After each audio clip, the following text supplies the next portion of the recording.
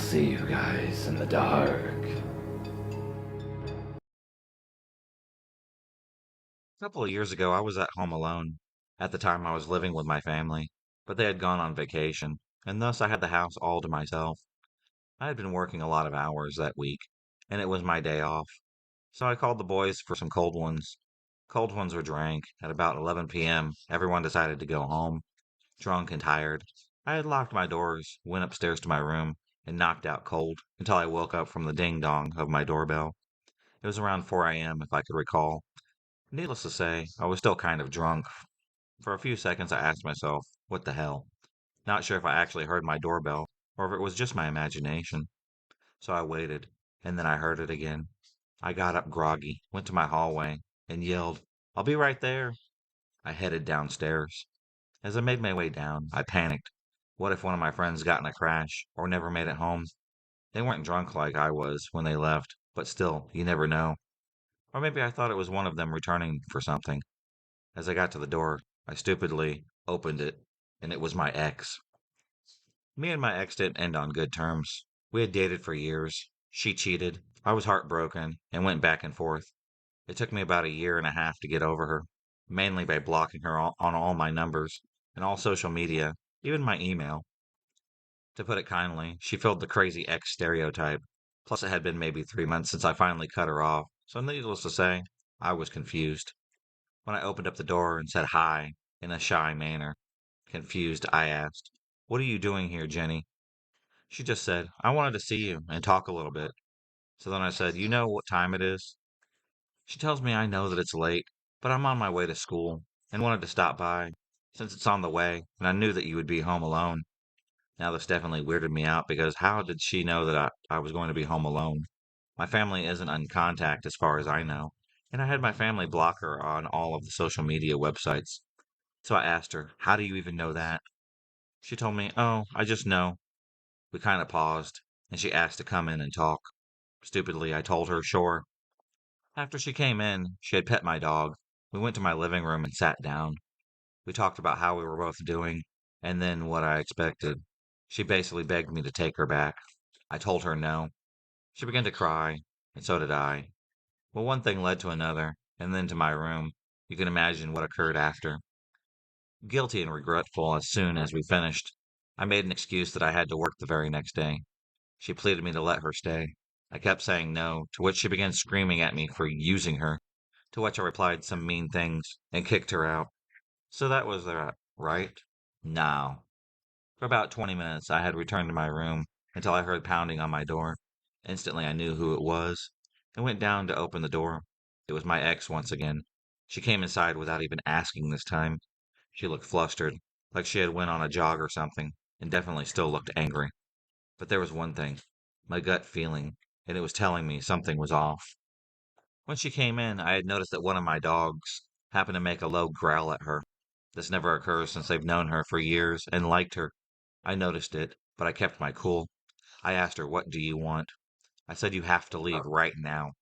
She just looked at me with those piercing eyes and said in a shaky voice, why do you always do this? Why can't you just... Suddenly, she gets closer to me. At the same time, keep in mind, she was wearing a zip-up hoodie with the two pockets on each side. She had her right hand free, but the other one was in her pocket. I wasn't sure, but I could tell she was gripping something.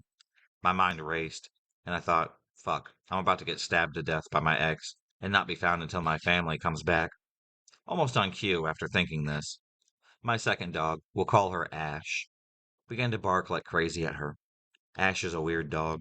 She's a lazy dog, and she rarely barks at anyone, especially people that she knows.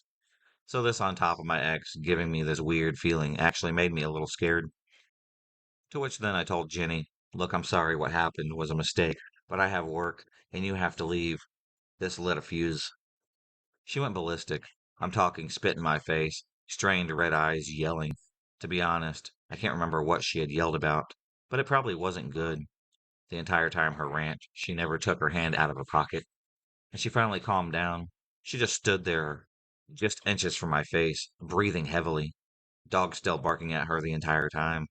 The look on her face is that one that you can tell when someone wants to do or say something, but they're just holding back from doing what they really want to do. like a thread of mental power. Personally, I didn't want to find out what was in her pocket or what she wanted to do. So annoyed and very much worried after this verbal onslaught, I just told her simply, "Get the fuck out, or I'm calling the cops on you." Angrily, she paused and said that I'll regret this, then left. So I locked my door, went straight to my room, and then I looked out my window for a couple of hours. She didn't come back. Since that day, I haven't seen or talked to my ex. Not sure if I was being paranoid or if I was really about to regret letting her in. About 10 years ago, when I was 14, and I had just started to realize that I was a lesbian, a beautiful girl I barely knew had asked me out. I was just thrilled to be noticed and have someone want me. So I ignored the fact that I didn't really know her that well, and that she kind of gave off a cold, distant, creepy vibe that was in a direct conflict with my spunky and warm attitude. I figured there was no way that she could ever hurt me, especially since she was a woman, and I had never heard of a woman abusing another woman. I was really naive. I know that. A few weeks into the relationship, she started beating me when she didn't get what she wanted, even sometimes doing so in front of people. Not one did anything. They just politely looked away. She started demanding that I have sex with her, even physically forcing me to do so, and threatening to end me if I didn't comply. It took a few months, but my fear of her was finally overridden by a desire not to be the girlfriend of some psychopath, and I dumped her and told my mother, her parents, the police, and everyone who had been around us that she has done this. My ex swore she would kill me. Those were the last words that she ever said to me. My parents believed me. Her parents believed me. The police even believed me. But I wound up not pressing charges after realizing how unlikely it was that she would ever serve time. However, she got all of her friends. They all sided with her, and I wound up having to change schools. Soon she moved to a different city. I got the help that I needed, and I felt like I changed as a person. I moved back to the same city where I met my ex when I started college. It's a huge state university with more than 50,000 students, but I figured I'd probably never see her, and knowing her, it was unlikely that she even went there. She was an actress and a singer, and I figured she had probably gone to a school known for those things. My college was known for science and infamous for having a very underfunded art program. On the very first day I saw her, I felt a cold stare on my back, and I turned around. She was there, 100 feet away from me, staring me down with a blank expression on her face. I glared at her, and then sneered, trying to show her that I wasn't afraid of her anymore, and she kept the same cold expression. I turned and walked away at a relaxed pace and tried not to let it ruin my day. But then it started. Everywhere I went, she was 100 feet away from me. Sometimes she was with some friends of hers, and they would all stare at me with the same blank expression. I never engaged in any of them. I never spoke to them at all. Eventually, they even started following me when I wasn't on campus. It's gotten to the point where I can't enjoy a day at the mall, a date with my other girlfriend, a trip to the zoo, or even buy groceries without a dead-eyed girl staring or her weird crew staring at me. They all look like zombies. It's really creepy. It has been 6 years since she started following me around. I've thought about moving or changing schools, but I know that I can't let her run my life anymore. It started to get creepier and creepier, though sometimes someone knocks loudly on my door, and when I go to answer it, there's no one there. But I have this sinking feeling that it's her. Sometimes random numbers in my area code have messages of silence for about 30 seconds on my phone, or I get sent text messages from random numbers asking, "Who is this?" I never respond to the text or voicemails and immediately block the numbers of the senders. I don't know what to do. I know I'm not cracking up. If I'm ever out with other people and I think that I see her, I ask them if they do, and they always say yes. I want to call the cops. I want to fight back. I want to do something to prove that I'm not a pushover. But really, I just wanted to put this all behind me. That's all I've ever wanted. I've started to take self-defense classes and carry pepper spray around me also. Changing where I shopped helped, and I haven't seen her in a little while. But the messages still happen sometimes. If I ever see her again, I'm going to get a restraining order against her, at this very least, because I'm tired of her bullshit. So I had matched with this girl on Tinder, Jenna. Jenna and I went on our first date on January 26th. She knew that I was out of a long term relationship and still maintained occasional contact with my ex, Mary. Jenna and I officially started calling each other boyfriend and girlfriend around mid-February. 3 days ago, while I'm in the shower, she goes through my phone, reads old messages between Mary and I, a few casual ones, and a few very affectionate ones from before Jenna and I started even getting together with each other. Jenna packs all of her things and is headed out of the door when I get out of the shower with my phone. She texts a bunch of people saying things like, I'm an asshole, and Mary is a manipulative bitch. She hacks into my Facebook and makes a post calling Mary a whole slew of names and blocks and unfriends several of my friends. She does a similar thing with Twitter. I get a hold of a coworker's phone, use it to try and contact her, and sign back into my Facebook.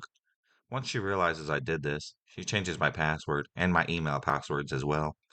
Eventually, she tells me she wants to talk this out and to meet at my place.